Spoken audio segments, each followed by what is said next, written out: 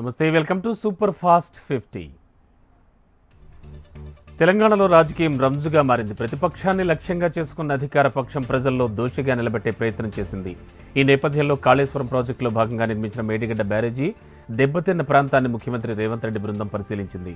దెబ్బతిన్న 7 బ్లాక్లోని పియర్స్ను పరిశీలించిన అనంతరం ప్రాజెక్టు పగుళ్ల నీటి లీకేజీల గురించి సీఎం అధికారులను అడిగి తెలుసుకున్నారు. కాళేశ్వరం ద్వారా ఇప్పటివరకు 1,00,000 ఎకరాలకు కూడా నీరు ఇవ్వలేదని ముఖ్యమంత్రి రేవంత్ రెడ్డి అన్నారు. 1,00,000 కోట్ల రూపాయలు ఖర్చు పెట్టినా 1,00,000 ఎకరాలకు నీరు అందలేదన్నారు. కేసీఆర్ మాత్రం 1,00,000 ఎకరాలకు నీళ్లు ఇచ్చామని అబద్ధాలు చెబుతున్నారని మండిపడ్డారు. కాళేశ్వరం ప్రాజెక్టు నిర్మాణంలో అవినీతిని సహించేది లేదని సీఎం రేవంత్ రెడ్డి స్పష్టం చేశారు. విచారణలో అవినీతికి పాల్పడినట్లు తేలితే కేసీఆర్ కుటుంబం తీరిన నిధులను రికవరీ చేస్తామని సంచలన ప్రకటన చేశారు.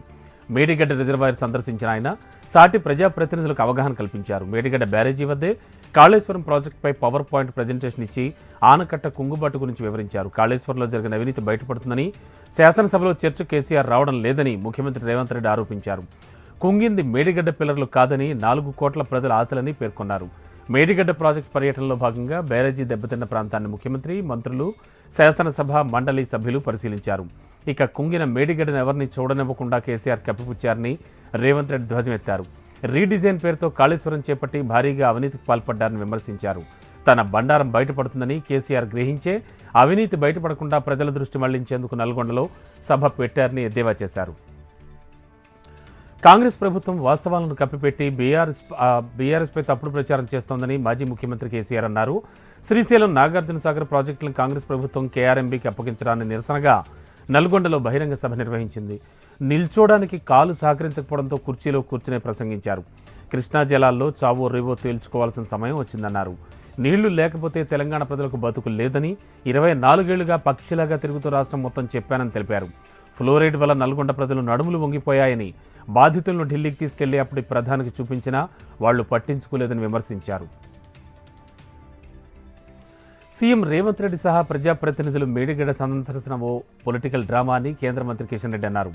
సీబీఐ విచారణకు లేఖ రాయకుండా రాజకీయ లబ్ధి కోసం రేవంత్ రెడ్డి మేడిగడ్డ పర్యటన చేపట్టారని విమర్శించారు.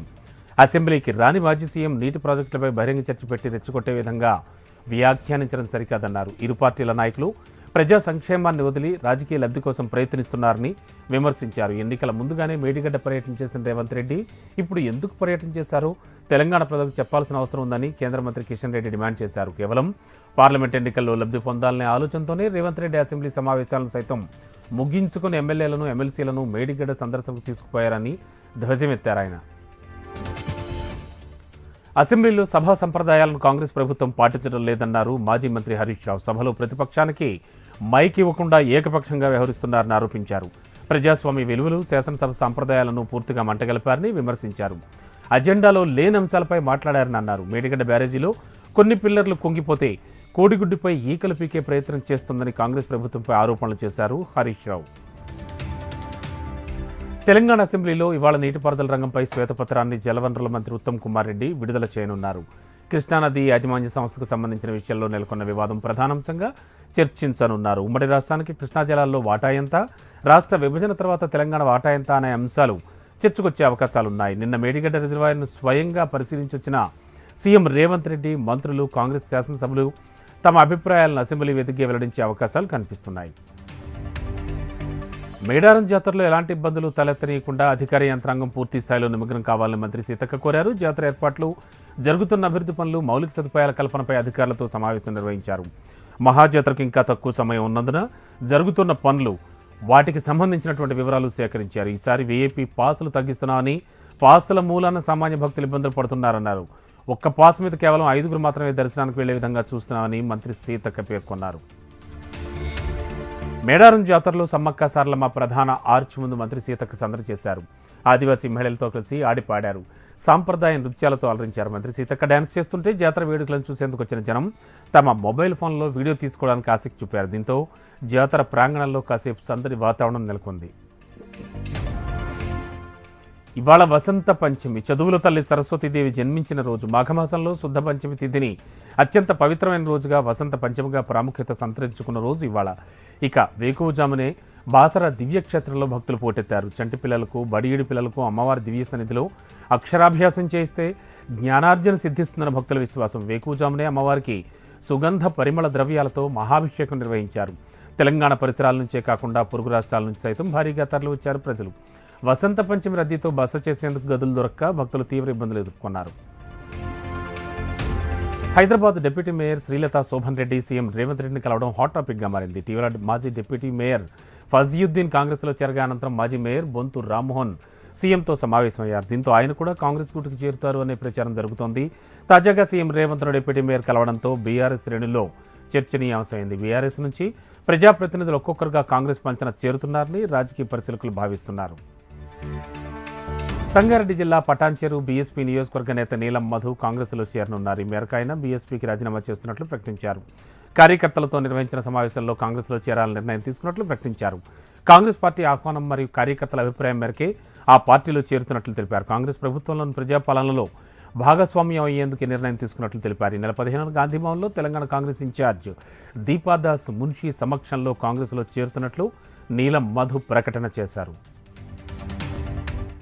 సింగోటం రాము హత్య కేసులో పూర్తి స్థాయిలో విచారణ జరపాలని మాజీ మంత్రి ఈటెల రాజేందర్ డిమాండ్ చేశారు. ఇటీవల హైదరాబాద్లో హత్యకు గురైన బీజేపీ నాయకుడు సింగోటం రాము కుటుంబాన్ని ఆయన పరామర్శించారు. నాగర్ కర్నూలు జిల్లా కొల్లాపూర్కు చెందిన సింగోటం రాము ప్రజాదరణ పొందిన వ్యక్తిని క్రూరంగా హత్య చేయడం దారుణమని ఆయన అన్నారు. రాము హత్య రాజకీయ కోణమా లేక వ్యక్తుల మధ్య ద్వేషమా అనే విషయంలో దర్యాప్తు చేయాలన్నారు. మంచిర్యాల జిల్లా నుంచి అయోధ్యకు వెళ్లే ప్రత్యేక రైలును బీజేపీ జిల్లా అధ్యక్షులు రఘునాథ్ జెండా ఊపి ప్రారంభించారు. 1000 మంది భక్తులు అయోధ్యకు బయలుదేరారు. హిందువుల అయోధ్య రామ మందిర కళ ప్రధాని మోడీ కృషితో సాధ్యమైందని రఘునాథ్ అన్నారు. కుమ్రం భీం ఆసిఫాబాద్ జిల్లాలో తాగునీటి కోసం ప్రజలు ఇబ్బందులు పడుతున్నారు. బెజ్జూరు మండలంలోని ముంజంపల్లి గ్రామంలో వాటర్ ట్యాంకులు నిర్మించిన 2 సంవత్సరాల నుంచి చుక్కనీరు రావడం లేదంటూ స్థానికులు ఆగ్రహం వ్యక్తం చేస్తున్నారు. గ్రామానికి తాగునీరు సరఫరా లేకపోవడంతో బోరుబావుల నుంచి నీరు తెచ్చుకుంటున్నామని చెబుతున్నారు. ఇప్పటికైనా అధికారులు స్పందించి తమ గ్రామానికి నీటి సౌకర్యం అందించాలని వారంతా కోరుతున్నారు. దివంగత మాజీ ప్రధాని పివి నరసింహారావును కేంద్ర ప్రభుత్వం భారతరత్న పురస్కారంతో గౌరవించిందని బ్రాహ్మణ సంఘాల ప్రతినిధులు ఆత్మీయ ప్రదర్శన నిర్వహించారు. నెక్లెస్ రోడ్లోని పివి జ్ఞానభూమి వరకు భారీ ప్రదర్శనగా వెళ్లి పివి విగ్రహానికి పూలమాలలు వేసి నివాళులర్పించారు. వాళ్ళు ఆర్థిక సంస్కరణలతో పివి నరసింహారావు దేశాన్ని అభివృద్ధి పథంలో నడిపించారని సినీ నటుడు రచయిత తనికెళ్ల భరణి కొనియాడారు. పివికి భారతరత్న తెలంగాణకే కాదు యావత్ దేశానికి గర్వకారణమన్నారు. తెలుగు జాతి కీర్తి ప్రతిష్టలను ఆకాశమంతెత్తున ఎగరేసిన తెలంగాణ బిడ్డ పివి నరసింహారావుకు భారతరత్న పురస్కారంతో గౌరవించడం తెలుగు జాతికే గర్వకారణమన్నారు. పివి నరసింహారావుకు దక్కిన గౌరవం పట్ల భారత ప్రధాని మోడీకి బీజేపీ సీనియర్ నేత రామచంద్రరావు, పివి మనవడు సుభాష్ కృతజ్ఞతలు తెలిపారు. భద్రాద్రి కొత్తగూడెం జిల్లాలో భద్రాచల ఆలయ ఈవో బదిలీ నిలిపివేయాలంటూ జిల్లా కేంద్రంలో స్థానికులు నిరసన చేపట్టారు. ఆలయ ఈవోగా విధులు నిర్వహిస్తున్న రమాదేవిని కేసరాద్ది ఈవోగా నియమిస్తూ ప్రభుత్వం జీవో విడుదల చేసింది.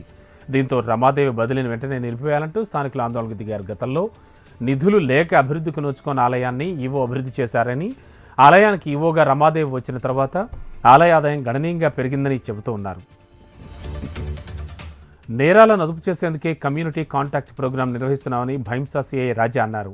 నిర్మల్ జిల్లా భైంసా పట్టణంలోని పురాణ్ బజార్, సిద్ధార్థ నగర్లలో పోలీసులు కమ్యూనిటీ కాంటాక్ట్ ప్రోగ్రాం నిర్వహించారు. సరైన పత్రాలు లేని 127 బైకులు, 3 ఆటోల్ని స్వాధీనం చేసుకున్నారు. పరిసర ప్రాంతాల్లో అనుమానిత వ్యక్తులు సంచరిస్తే పోలీసులకు సమాచారం ఇవ్వాలని కోరారు. శాంతి భద్రతలను కాపాడేందుకు పౌరులు పోలీసులతో సన్నిహితంగా ఉండాలని కోరారు. పెద్దపల్లి జిల్లాలో అక్రమంగా సింగరేణి బొగ్గును తరలిస్తున్న ముఠాను విజిలెన్స్ సిబ్బంది అదుపులోకి తీసుకున్నారు.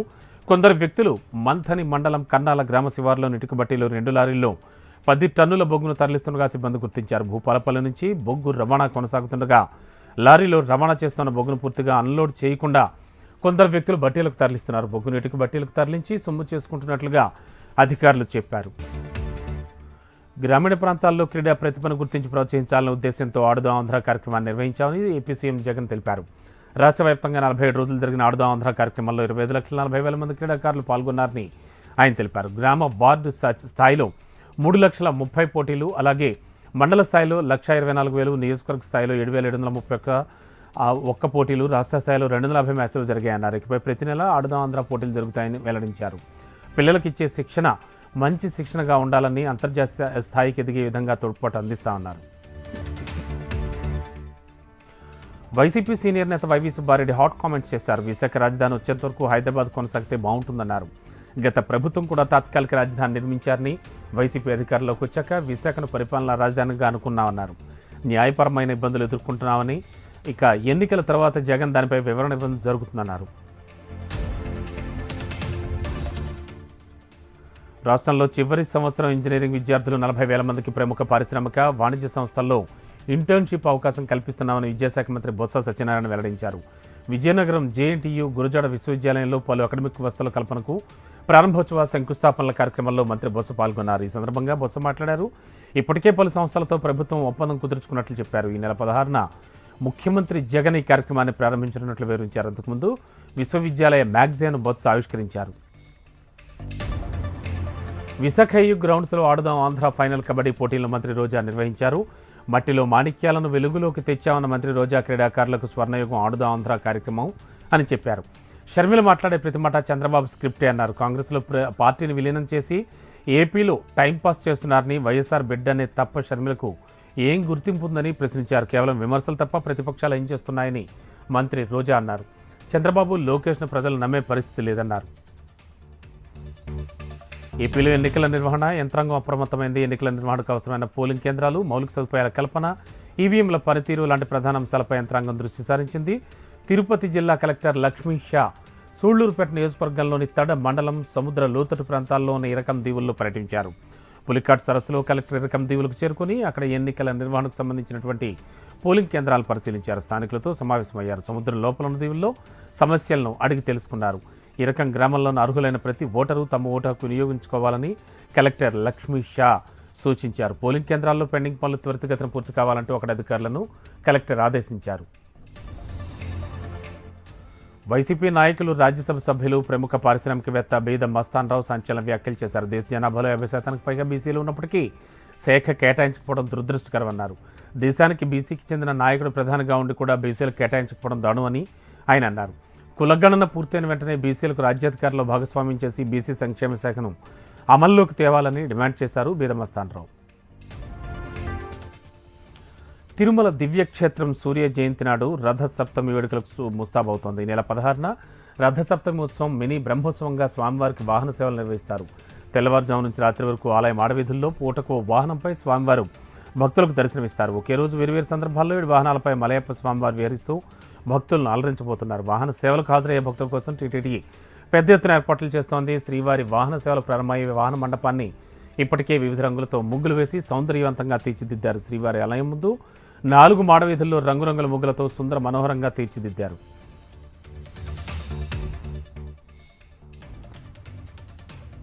వసంత పంచమి పర్వదిన సందర్భంగా కర్నూలు జిల్లాలో శ్రీ కొలను భారతీ సరస్వతి క్షేత్రం ముస్తాబైంది. చిన్నారుల అక్షరాభ్యాసానికి ఆలయ ముఖ మండపంలో అన్ని వస్తువుల ఏర్పాట్లు పూర్తి చేశారు. అధిక సంఖ్యలో భక్తులకు సెలవు పందిళ్లు, తాగడానికి మంచినీళ్లు కల్పించారు. ఇక ఆలయ ప్రధాన అర్చకులు గెంట్యాల వాస్తు శర్మ వసంత పంచమి క్రతువులకు గర్భాలయంలో అమ్మవారికి నిర్వహించాల్సిన అన్ని క్రతువులకు అలంకరణలు పూర్తి చేశారు. తెల్లవారుజామున సరస్వతి అమ్మవారికి పట్టు వస్త్రాలను శ్రీశైలం దేవస్థానం వేద పండితులు సమర్పించారు. భక్తులకు ఈసారి కొత్తూరు సుబ్బారాయుడు శ్రీ సుబ్రహ్మణ్యేశ్వర స్వామి దేవస్థానం జూటూరు స్వామి అన్నదాన కార్యక్రమాన్ని భారీగా ఏర్పాటు చేశారు.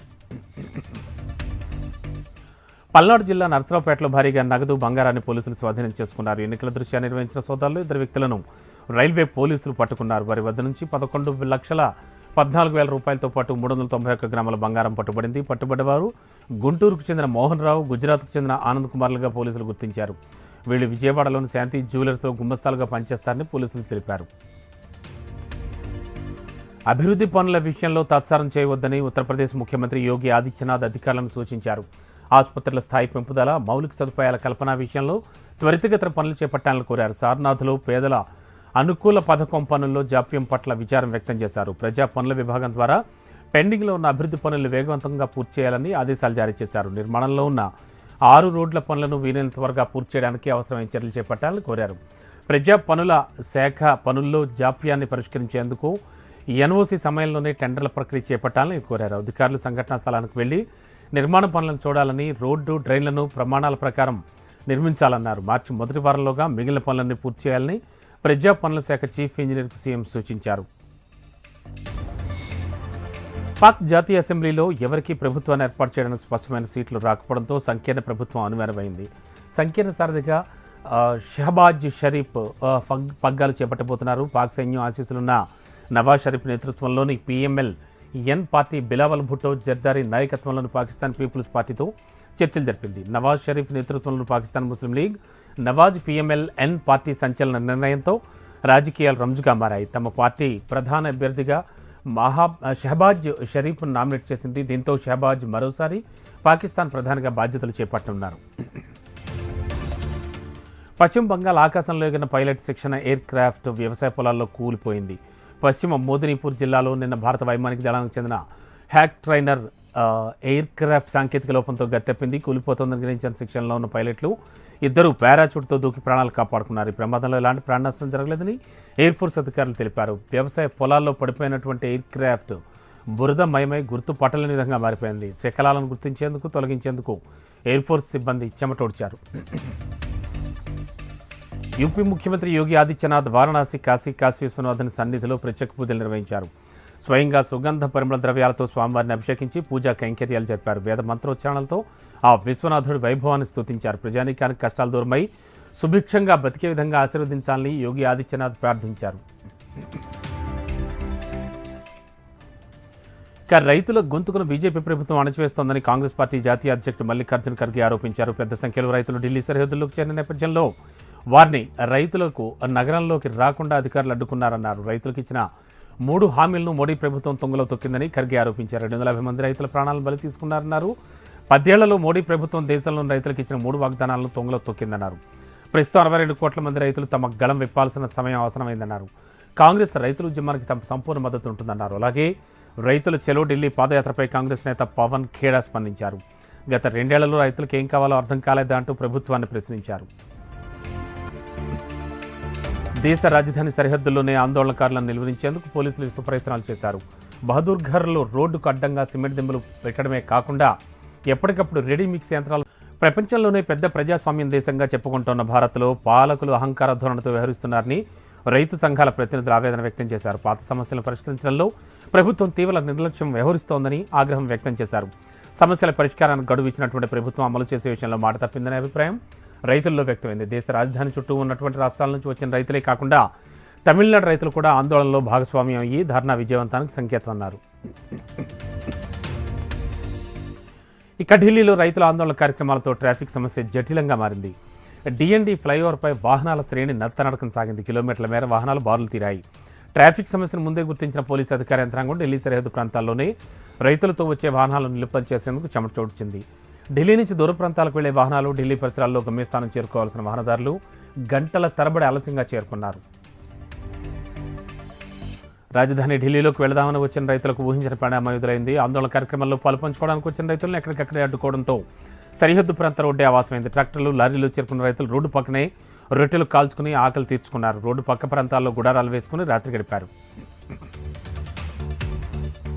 భారత ప్రధాని నరేంద్ర మోడీ అబుదాబి పర్యటన ఆద్యంతం జనరంజకంగా సాగింది. Abu Dhabi Sheikh Zayed cricket stadium వేదికగా ప్రవాస భారతీయులతో నిర్వహించిన ఆత్మీయ సమ్మేళనంలో తమిళం, కన్నడ, తెలుగు, హిందీ భాషల్లో మాట్లాడి అందరినీ ఉత్తేజపరిచారు. దేశం కాని దేశంలో భిన్నత్వంలో ఏకత్వానికి వేదికగా నిలిచిన జావేద్ స్టేడియంలో అసంఖ్యాకంగా తరలివచ్చిన జనాన్ని చూస్తుంటే ఒళ్ళు పులకరించిపోతోందన్నారు. ప్రవాస భారతీయులంతా ఒకచోట చేరి సరికొత్త చరిత్ర సృష్టించారని ప్రజలతో మమేకమయ్యారు. అబుదాబి దేశంలో తనకు దక్కిన గౌరవం 140 కోట్ల భారతీయులకు చెందుతుందన్నారు. పొరుగు దేశం గడ్డపై లభించిన ఆదరణ భారతీయులకు గర్వకారణమన్నారు. ప్రధాని మోడీని స్వయంగా చూసేందుకు తరలి వచ్చినటువంటి ప్రవాస భారతీయులతో అబుదాబిలోని Sheikh Zayed cricket stadium కెక్కిసిపోయింది. Modi పట్ల అభిమానంతో కొందరు యువతులు స్వయంగా గీసిన చిత్రపటాలతో స్టేడియం చేరుకున్న వాళ్లంతా కూడా భారతీయ శైలి వస్త్రధారణలతో ఆకట్టుకున్నారు. ప్రజలంతా ఉత్సాహంతో మోడీ నినాదాన్ని స్టేడియం అంతా హోరెత్తించారు. మోడీ కోసం తరలి వచ్చిన జనంతో స్టేడియం కొత్త కళను సంతరించుకుంది. అబుదాబి అంతర్జాతీయ క్రికెట్ స్టేడియానికి భారత ప్రధాని నరేంద్ర మోడీ రాకతో భారతీయ సంస్కృతికి వేదికగా మారిపోయింది. ప్రవాస భారతీయ కుటుంబాలకు చెందిన పిల్లలు ప్రధాని మోడీ కోసం ఏకరూప దుస్తుల్లో నృత్య ప్రదర్శనలు చేశారు. భారతీయ గీతాలపై నృత్యాలు, సాంస్కృతిక ప్రదర్శనలతో సందడి చేశారు. భారతదేశం మువ్వన్నెల జాతీయ జెండాను పోలిన విధంగా ఉన్నటువంటి విద్యార్థులు భారతీయ నృత్యాలతో వేదికపై వందే మాతర గీతానికి లయబద్ధంగా నర్తించి ఆహుతులను అలరించారు. అంతకుముందు IIT ఢిల్లీ, అబుదాబి క్యాంపస్ తొలి బ్యాచ్ విద్యార్థులతో ప్రధాని మోడీ ముచ్చటించారు. ఇక ఇవి వాల్టి సూపర్ ఫాస్ట్ 15 న్యూస్ విశేషాలు. చూస్తూనే ఉండండి HM TV.